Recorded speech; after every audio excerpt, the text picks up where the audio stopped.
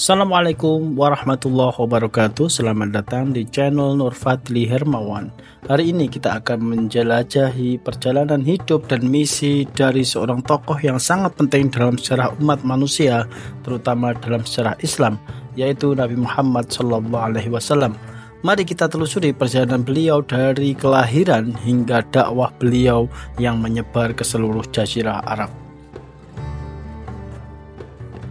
Nabi Muhammad SAW dilahirkan pada hari Senin 12 Rabiul Awal tahun Gajah, tahun yang penuh makna dalam sejarah Mekah. Tahun ini ditandai dengan upaya Abrahah al-Ashram, gubernur Yaman, untuk menghancurkan Ka'bah dengan pasukan gajahnya. Namun Allah Subhanahu wa Ta'ala melindungi Ka'bah dan menghancurkan pasukan Abrahah dengan burung-burung ababil yang membawa batu-batu kecil sebagai balasan. Pada usia 6 tahun, Nabi Muhammad SAW kehilangan ibunya, Aminah binti Wahab. Kehilangan ini merupakan ujian berat bagi Nabi Muhammad SAW muda. Setelah kematian ibunya, beliau diasuh oleh kakeknya Abdul Muthalib yang sangat mencintainya dan memberikan perlindungan serta bimbingan yang penting bagi masa kecilnya. Selang 2 tahun, kakeknya Abdul Muthalib meninggal. Lalu ketika berusia 12 tahun, Nabi Muhammad SAW diasuh oleh pamannya sendiri, yaitu Abu Thalib. Nabi Muhammad SAW menemani pamannya Abu Thalib dalam perjalanan dagang ke Syam.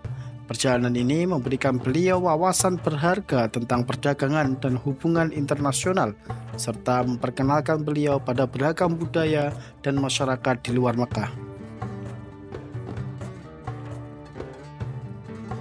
Pada usia 25 tahun, Nabi Muhammad SAW menikah dengan Siti Khadijah binti Khuwailid, seorang janda kaya dan terhormat di Mekah.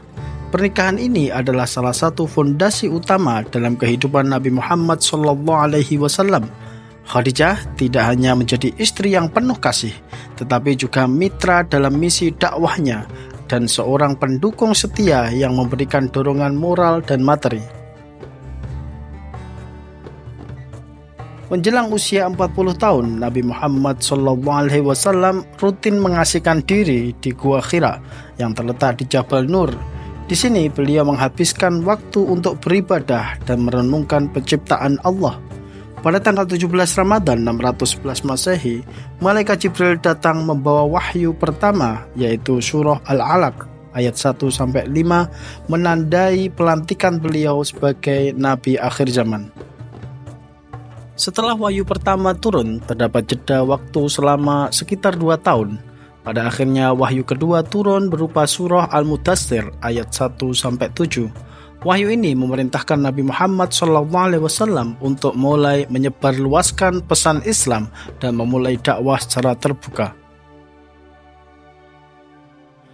Pada awalnya, dakwah dilakukan secara sembunyi-sembunyi untuk melindungi diri dari ancaman kaum Quraisy yang menolak ajaran baru ini.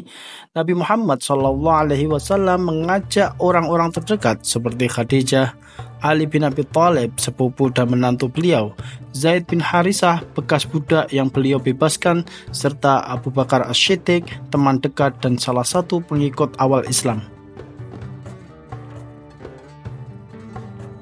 Setelah 3 tahun lamanya melakukan dakwah secara sembunyi-sembunyi, lalu Nabi Muhammad SAW melakukan dakwah secara terang-terangan. Nabi Muhammad mengundang kerabat dekat dari Bani Hashim dan Bani Abdul Muthalib bin Manaf untuk mendengarkan pesan Islam. Ini menandai dimulainya periode penuh tantangan di mana kaum musyrik Mekah mulai melancarkan kampanye penghinaan dan penyiksaan terhadap umat Islam. Karena tekanan yang semakin berat dan ancaman terhadap keselamatan para pengikutnya, Nabi Muhammad SAW memerintahkan hijrah ke Habasyah di bawah perlindungan Raja Najasyi. Di sana umat Islam diterima dengan baik dan diberikan perlindungan.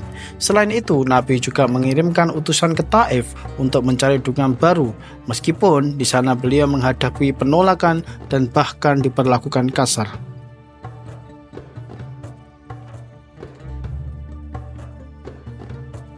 Ada beberapa alasan kenapa Islam ditentang pada zaman jahiliyah, yaitu diantaranya adalah karena mengancam tatanan sosial, ekonomi, dan kekuasaan yang ada. Islam mempromosikan keadilan sosial dan juga kesetaraan, yang ini merugikan sistem kasta dan praktek yang ada di masyarakat jahiliyah. Adapun dari segi ekonomi, banyak sekali orang-orang Quraisy itu adalah penjual patung. Adapun patung pada zaman Nabi atau zaman Islam itu dilarang, sehingga mereka akan kehilangan mata pencaharian mereka.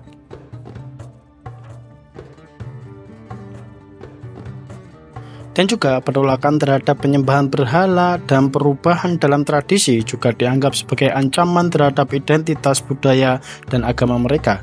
Selain itu juga ajaran Islam mengancam kekuasaan dan status para pemimpin Quraisy yang merasa terancam oleh prinsip-prinsip kesetaraan dan keadilan yang ditekankan oleh Islam, yang dapat mengurangi kekuasaan dan keuntungan mereka dari struktur sosial yang ada. Seiring berjalannya waktu, dakwah Islam mulai menyebar ke seluruh Jazirah Arab. Ketika sampai di Madinah, penduduknya menyambut baik ajaran Islam.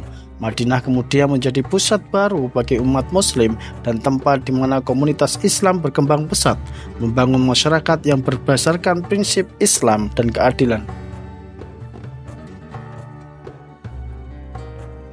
Perjalanan hidup Nabi Muhammad SAW adalah contoh luar biasa tentang kesabaran, keberanian, dan dedikasi dalam menyebarkan pesan kebenaran. Melalui tantangan dan cobaan, beliau tetap berpegang pada prinsip dan misi yang diberikan Allah Subhanahu wa Ta'ala. Terima kasih telah menyaksikan video ini. Jangan lupa untuk like, subscribe, dan tekan tombol lonceng untuk mendapatkan update terbaru dari kami, terutama yaitu sejarah Islam pada masa Nabi Muhammad SAW di Madinah setelah ini. Wassalamualaikum warahmatullahi wabarakatuh.